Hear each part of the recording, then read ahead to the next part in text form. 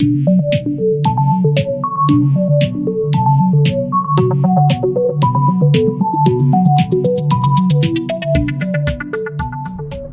we are going to be applying lubricant to my chain. Before applying, follow these 3 important steps. Step 1, make sure your chain is clean.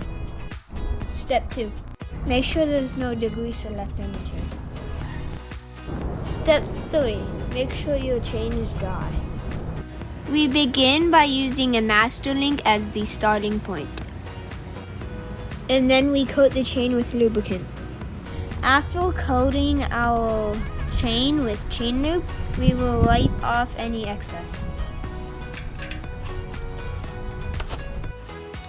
Wait at least 30 minutes before wiping off your chain.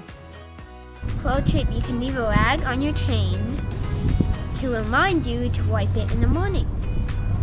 Thanks for watching my video. You can leave me a comment in below. Pro tip. Nope.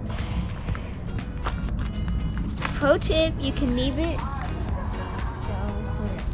Pro tip, you can leave a clean rag on your chain overnight.